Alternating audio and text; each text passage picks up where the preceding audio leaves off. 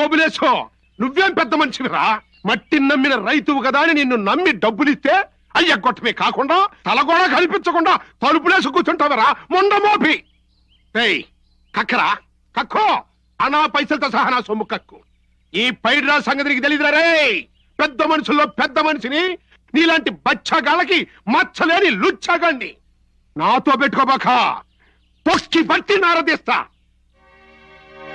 ఏంట్రా ఇంత తిడతన తలుపు తీయమంటా నువ్వు? అమ్మనాయమ్మో తిండికి లేకపోయినా తలుపులు మాత్రం యమ స్ట్రాంగ్ గా కట్టించాడండి. నీకు 5 అంకెలు టైం ఇస్తున్నా. మర్యాదగా సొమ్ము తీసుకొచ్చి నా చేతిలో పెట్టు, లేకపోతే నీ కొంపకి నిప్పెడతా. అందరూ వినండి. 1 2 3 కృష్ణాయిలు 4 అగ్గిపెట్టి. ఈ విషయం మన దొరబాబుకి ఎవరన్నా చెప్పుంటారంటావా? కరువు వచ్చినప్పుడు దేవుడు, కష్టం వచ్చినప్పుడు దొరబాబేరా మనకు.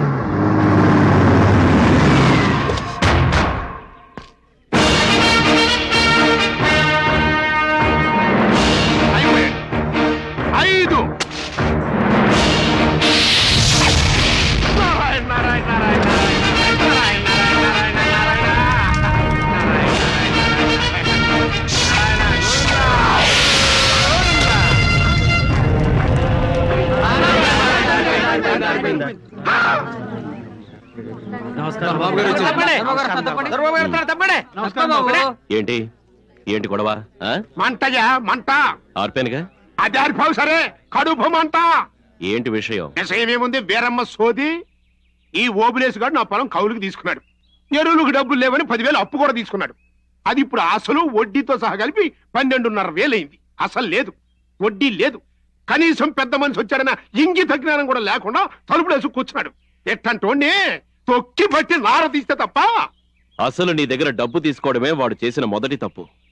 ఇలా మొహం చాటేసుకుని కొంపలో దాక్కోవడం వాడు చేసిన రెండో తప్పు. నేను అడిగింది తప్పు లిస్టు కాదు. మూసుకో, నేను మాట్లాడతానన్నానుగా. ఓబ్లేస్ ఓబ్లేస్ తలుపుతే. ఇదిగో దొరబాబు వచ్చాను, తలుపుతే. నమస్కారం దొరబాబు. ఏంట్రా కంటన్నర నుంచి నేను కుక్కలా మొరుగుతున్నాను, నక్కలా కోస్తున్నాను, పైగా కొంపకి నిప్పెట్టాను. సొయ్యి సై లేదు. దొరబాబు గారు రాగానే మాత్రం పటక్కని తలుపు తీశావు. అసలు నిన్ను తొక్కి మూసుకో, నువ్వు వెళ్ళు. దిగో. వచ్చావా? పెద్ద పుడింగ్లా ఊపుకుంటాడు. అప్పుడు దొరబాబు గారు మాట్లాడుతున్నారు కదా. సర్లేవా నీ ఎక్సకలాపు. అప్పు చేసి దాక్కుంటావా? నువ్వు రైతనవరా? ఈ దుండు పొలానికి వెళితే తల మీద ఉండాలి, 10 మందిలోకి వెళితే భుజం మీద ఉండాలి. అంతేగాని ఇలా తప్పు చేసిన వాళ్ళ నడుం కొట్టకూడదు. అప్పు చేయడం తప్పు కాదమ్మా, కానీ దాన్ని ఎగ్గొట్టడమే తప్పు. అడగడానికి వస్తే ఇలా దొంగల ఇంట్లో దాక్కోవడం ఇంకా ఇంకా తప్పు. ఎందుకురా ఈ వెధవ బ్రతుకు? దొరబాబు నన్ను చంపే, దొరబాబు నన్ను చంపే. దేవుళ్ళ అంటే నీ కాళ్ళ మాట పట్టం కంటే నీ కాళ్ళ కడపడి చచ్చిపోవటం పేరు దొరబాబు.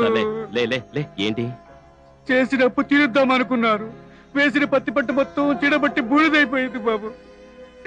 నోటి కాడ కూడిపోయినా మాట పోకూడదని దాని మెళ్ళలో తాళిబొట్టు, చేతి గాజులు, పిల్లదాని చెవు కమ్మలు మొత్తం అమ్మేసి సొమ్ము తీసుకురమ్మని బావమద్రి పట్టం పంపిస్తే పోయినోడు తిరిగి రాలేదు బాబు. వాడు చేసిన మోసానికి మేము వీధులు పడ్డాం దొరబాబు. అప్పు కట్టలేము, తప్పు కాయలేము, ఎటు తోచక మేము చచ్చిపోవాలనుకుంటున్నాం బాబు. అవును దొరబాబు, చచ్చిపోతాం అనుకుని గంజిలో విషయం కలిపాడు మా అయ్య.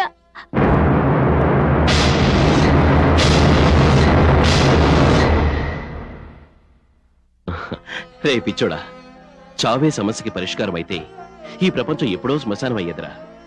కష్టమో నష్టమో ఎదురీదాని, కలో గొంజో తాగి బతకాలి, బాగుపడాలి. అంతేగాని చచ్చేం సాధిస్తావరా బూడిదా? అదిగా దొరబాబు. ఇదిగో నువ్వు ఇంకేం మాట్లాడకు. వడ్డీతో కలిపి మొత్తం 12,500 కదూ. వడ్డీ తర్వాత చూద్దాం. ముందు ఈ 10,000 అసలు తీసుకెళ్లి వాడి మొహం మీద కొట్టాయి. ఇదిగో నువ్వేం చేస్తావో నాకు అనవసరం. ఆ పైడ్రాజు డబ్బు మాత్రం నువ్వు క్షణాల్లో ఇచ్చేయాలి. ఏంటి ఇచ్చేది?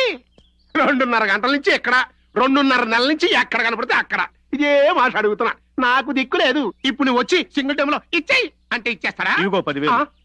ఏంట్రా గేదెలా నేను అరుస్తుంటే రాని డబ్బు దొరబాబు ఇచ్చేయి అనగానే పుట్టుకొచ్చేసిందా? నువ్వు ఎదకొచ్చిన గేదేవు కదా. ఏయ్. ఎవరది? ఎవరో మాట మాట్లాడింది. నేను అనుకుంటా. చంపేస్తాను. చిన్నంతలో పెద్దంతలో అక్కడ బాగేస్తారా? మనిషి గేదెలు ఉంటే మాత్రం ఎదకొచ్చారు కదా, పిల్లలకి వచ్చారు ఆ, కదా. ఆ, ఆ, అర్థమైంది. అంత ఎడమరిసి చెప్పక్కర్లా. పదండి. పదండి. ఆగో అసలు గట్టిచ్చావు, మరి వడ్డీ? వడ్డీ ఈసారిగా గడ్డి తింటాం మానే. వాళ్ళు కష్టాల్లో ఉన్నారు. ఓదారి కష్టాల్లో ఉన్నాడని దేవుడు అభిషేకం మానేస్తాడా? అదేం కుదరదయ్యా, వడ్డీ కట్టాల్సిందే. ఆ మాట అనుకో బాబు.